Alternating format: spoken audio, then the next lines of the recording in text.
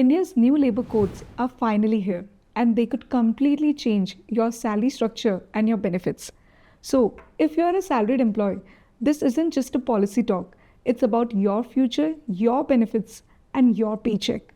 So, let's break down the 2025 labor laws in simple terms. And trust me, these are game changers for the working professionals. The first one is the change in the definition of wages. At least 50% of your total pay should be a combination of basic and DA. What does that mean? This means that now the allowances like the HRA, the travel allowance, and the special allowances are capped at a maximum of 50%. So if you're a salaried employee whose basic pay was just 30% of your total salary, then you might see a change in your salary structure. So how will this impact you? You will see that you will have greater PF contributions and more retirement corpus. And this will also lead more standardization in the salary structure. The second one is related to minimum wages and the timely payments. Earlier, minimum wages was applied only to the scheduled industries. But now, minimum wages are applicable to all the workers. Not only that, the timeliness of the payments is first time defined in the new labor laws. So, if you are a worker who is working daily, then you are supposed to be paid by the end of your day shift. If you are a weekly employee, then you have to be paid before the end of the holiday weekly period. And for salaried individuals, you have to be paid before 7th of the next month. This leads to more timeliness in the payment of the salaries and job security as well.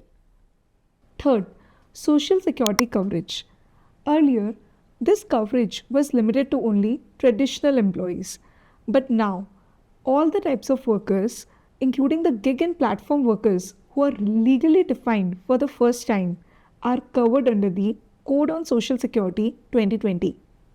This means the benefits will include PF, ESIC, insurance, gratuity, and more. For salaried employees, this creates fairer ecosystem and reduces exploitation to a very large extent. Fourth, preventive healthcare. There was no legal requirement earlier regarding the preventive healthcare, but now all the employers must provide free annual health checkups to their workers above the age of 40 years. So, this will promote preventive healthcare as well as reduce the medical expenses for mid career professionals. Fifth, women workforce participation. Earlier, women workforce were restricted across several of the establishments, but now women are allowed to work across all the sectors, including night shifts, of course, with their consent and safety measures. So, what does that mean? This will mean that women will have now equal opportunities and also access to high paying roles. Sixth, formalization of employment. Earlier, appointment letters were not mandatory for all the types of workers. Now, with the new labor codes, the appointment letter has become mandatory for all the workers. So, this means that there will be more transparency, job security, and fixed employment period. Apart from these, there are some key benefits for some specific groups. Like for fixed term employees, equal benefits are given as permanent staffs. The gratuity eligibility has also been reduced to 1 year instead of 5. This will increase direct hiring and reduce the contractual jobs. So, if you are a salaried employee, a gig worker, or on a fixed term contract, the new labor laws are designed to protect your rights, to ensure timely pay, expand social security, and promote equality.